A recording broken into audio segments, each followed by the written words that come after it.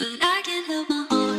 Even though our time is short, there's always this piece of me that's yours always. আমি যে ইউএসজিটা করিয়েছি যার জন্য আমার ওয়াটার লেভেলটা দেখার জন্য, তো দেখলাম ওয়াটার।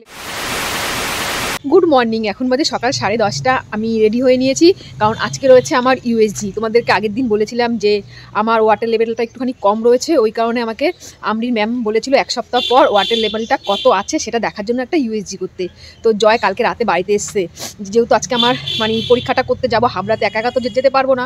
জয় কালকে রাত 10:30টার সময় বাড়িতে এসছে। এখন আমি আর জয় যাচ্ছি। এই দুদিনে প্রচুর জল খেয়েছি, শুধু জল খেলে তো হবে না, তার সাথে খাদ্য খাবার খেতে হবে। জল তো খেয়েছি, তার মধ্যে তো অন্য খাবার দাবার আছে, জোর জোর করে খেয়েছি। জানি না আজকে জলের লেভেল কতটা থাকবে, কম থাকবে না বেশি থাকবে, এটা নিয়ে টেনশন হচ্ছে। যদি কম থাকে বললো যে ম্যামকে সঙ্গে সঙ্গে ফোন করতে, আমাকে একটা লেভেল বলে দিয়েছে, যদি এই লেভেলের কম হয়ে যায় তুমি আমাকে সঙ্গে সঙ্গে ফোন করবে। হয়তো উনি আমাকে বলবে যে আজকে অ্যাডমিট হয়ে যাও। জানি না, টেনশানে আছি। আমাদের ট্রেন রয়েছে 11টায়। জয় রেডি হচ্ছে, আমি ভাবলাম তোমাদের সাথে একটুখানি কথা বলে নিই। আর আমাকে দিয়েছে হচ্ছে আরও দুটো পরীক্ষা, একটা দিয়েছে ইউরিন টেস্ট আর একটা দিয়েছে ইসিজি দিয়েছে। এই দুটো টেস্ট আমি ওখান থেকে করে নেবো, হাবড়া সুরক্ষা থেকে। আর আমাদের এখানে টেস্ট করাতাম, কিন্তু টেস্টটা ঠিকঠাক হবে কিনা রেজাল্ট, ওই কারণে আর এখানে করাচ্ছি না, হাবড়া যাচ্ছি। সবাই বলছে যে এই অবস্থায় ট্রেনের মধ্যে যাতায়াত করাটা সেটা কি ঠিক? আমি বললাম জানি ঠিক না, তবুও আমাদের এখানে ভালো নেই বলে তাই আমি আমাকে হাবড়া যেতে হচ্ছে। আর ঠান্ডাও লেগে গেছে, দুদিন ধরে এত ঠান্ডা। আর এই দুদিনের যা জল খেয়েছি, আর যেগুলো আমি খাই না সেগুলো খেতে হয়েছে, যে শুধু জল খেলে নাকি ওয়াটার লেভেল বাড়বে না, তার সাথে ফল, শাক, সবজি, মাছ অনেক কিছু খেতে হবে। তো চলো দেখি কি বলে। আমি যে ডক্টরের কাছে ইউএসজি করবো বললো সঙ্গে সঙ্গে শুনতে, তো উনি হয়তো বলে দেবে যে আমার ওয়াটার লেভেলটা কত আছে। তো তারপর আমি ম্যামকে ফোন করব। তো চলো আপডেট তোমাদেরকে দিতে থাকবো, কি হয় না হয়। টেনশানে আছে, আমি তো টেনশানে আছি, জয়ও টেনশান আছে, কিন্তু জয়ের যে টেনশান আছে সেটা ও বলতেই চায় না, যে ও টেনশান করছে। কালকে রাতে বাড়িতে চলে এসছে ওই কারণে। এখন যাই ঘরে দেখি জয় রেডি হয়েছে কিনা, কারণ 10:40 হয়ে গেছে, আমাদের ট্রেন রয়েছে 11:05 ক্যানিংয়ে। আসার সময়টা একটু প্রবলেম হয়ে যায়, প্রচুর ভিড় হয়। হাবড়া থেকে ঠাকুরনগর যখন আসবো না, 1 ঘন্টা পর পর ট্রেন থাকে। আগের দিনও তো উঠতে খুব কষ্ট হয়েছিল, ভেবেছিলাম উঠতেই পারবো না, তো দেখলাম উঠতে পেরেছি। আজকে কী হবে জানি না, যদি ট্রেনে ভিড় থাকে তাহলে আমি অটোতে চলে আসবো। আর এখন কথা বলতে প্রচুর কষ্ট হয়, কথা বলতে বলতে হাঁপিয়ে যাই, এরকম অবস্থা। তো চলো, জানি না, সবটাই ঠাকুরের উপর ছেড়ে দিয়েছি। জলের লেভেল কতটা আছে কি না আছে সেই হিসাবে ম্যামকে ফোন করতে হবে। হয়তো যদি কম থাকে তাহলে আজকে অ্যাডমিট হতে হবে, আর না যদি ঠিকঠাক থাকে তাহলে সোমবার যাবো আমি আমরিতে ডাক্তার দেখাতে। এখনও বেরোচ্ছে না, ফোনে কাজ করেই যাচ্ছে। 10:50 হয়ে গেছে, আর 10 মিনিট হাতে আছে। গাড়ি রাখবে, প্ল্যাটফর্মে উঠবো, যাবে, কতটা টাইম। আর আমাদেরকে হাবড়াতে যেতে বলেছিল 11টার পর। আমরা যেহেতু 11:05 ট্রেন রয়েছে ক্যানিং, যেতে যেতে হয়তো 11:30 পৌনে 12টা বাজবে। ভিড়ও হয় প্রচুর। আগের দিন গেছিলাম প্রায় 5-6 জনের পেছনে ছিলাম, আজকে জানি না কতজনের পেছনে থাকবো। চলো চলো। তাড়াতাড়ি করে বাড়ি থেকে বেরিয়ে পড়লাম। প্রথমে জয় গাড়িটা রাখার পর প্ল্যাটফর্মে উঠলাম। ওঠার পর দেখছি ট্রেনে অতটা ভিড় ছিল না। আমি উঠেছিলাম লেডিসে আর জয় উঠেছিল জেনারেলে। হাবড়া নেমে একটা দুর্ঘটনা দেখতে পেলাম। ট্রেনটা যখন থামলো, দুটো মহিলা ট্রেনে ওঠার জন্য দৌড়াচ্ছিল। একটুর জন্য দুর্ঘটনার হাত থেকে বেঁচে গেল, পুরো ট্রেনের নিচেই পড়ে যাচ্ছিল। ওটা দেখে আমার একটুখানি ভয় লাগছিল। তো বলতে বলতে আমরা সুরক্ষাতে চলে এসেছি।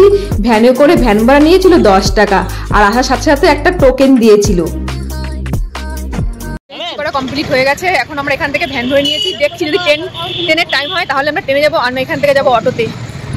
আর জলের লেভেল কতটা আছে সেটা আমি তোমাদেরকে বাড়িতে গিয়ে বলছি। এখান থেকে বলে দেওয়া হয়ে আছে যে জলের লেভেল কতটা আছে। আমরা হাবড়া থেকে আজকে আর ট্রেনে আসলাম না, কারণ ট্রেনে প্রচণ্ড ভিড় হবে। জয়কে বললাম অটো করে চলো। আমরা অটো করে চলে আসলাম গাইঘাটা এসে দুজন মিলে একটুখানি আখের জুস খেয়ে নিলাম। এখন বাজে 2:25। আজকে আর হাবড়া থেকে ট্রেনে আসিনি, কারণ ট্রেনটা একটুখানি লেট ছিল। আর ভাবলাম যেহেতু ট্রেনটা লেট, প্রচুর ভিড় হবে, ট্রেনে উঠতে পারবো না, সেই আমাকে অটোতেই আসতে হবে। তাই প্রথম থেকেই পুরো অটোতে চলে এসেছি।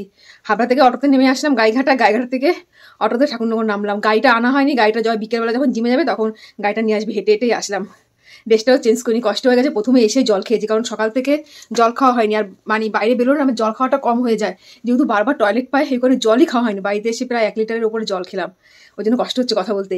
আর কি বললো যে ইউএসজি করিয়েছে, তো তাকে জিজ্ঞেস করেছিলাম জলের লেভেলটা কত আছে, সেগুলো তোমাদের একটু পরে বলছি। আগে ড্রেসটা চেঞ্জ করে খাওয়া দাওয়া করিনি, কারণ সকালবেলা অল্প দুটো ভাত খেয়ে গেছিলাম তাড়াতাড়ি করে, ওই কারণে ঠিকঠাক খাওয়া দাওয়া হয়নি। কারণ আমাকে তো আবার সোমবার যেতে হবে হামড়িতে, এর মধ্যে জলের লেভেলটা আমাকে ঠিকঠাক রাখতে হবে খাওয়া দাওয়া করে। গুড ইভিনিং এভরিওয়ান, এখন বাজে সন্ধ্যে 5:30। হাবড়া থেকে আসার পর স্নান খাওয়া দাওয়া করলাম, খাওয়ার পর রেস্ট নিচ্ছিলাম। আর এখন দেখো লেপের নিচে বসে রয়েছি, বাইরে এত ঠান্ডা, ভীষণ ঠান্ডা। আর জয় গেছে গাড়ি আনতে, যেহেতু আমরা গাড়ি নিয়ে আসিনি, এসছি অটো করে, তো জয় বললো গাড়িটা নিয়ে আসে। আমি বললাম যাও। বাই দ্য ওয়ে যেটা তোমাদেরকে বলবো যে আমি যে ইউএসজিটা করিয়েছি যার জন্য আমার ওয়াটার লেভেলটা দেখার জন্য, তো দেখলাম ওয়াটার লেভেল সে একই রকমের রয়েছে, যা ছিল এক সপ্তাহ আগে এখনও সেই রকমই আছে। ম্যামকে এখনও ফোন করিনি, ফোন করবো একটু পরে, যে বলবো আমার ওয়াটার লেভেল একই রকম আছে। আর সোমবার দিন তো যাচ্ছি ডক্টর দেখাতে, তো উনি কি ওই দিন ভর্তি রাখবে কিনা এইসব মানে জিজ্ঞাসা করতে হবে, কারণ যদি ভর্তি রেখে দেয় তাহলে তো আমাকে বাড়ির থেকে সেই বুঝে শুনে যেতে হবে না, সব কিছু নিয়ে টিয়ে। তো দেখি উনি কি বলে, সেই আপডেট তোমাদেরকে দিয়ে দেবো।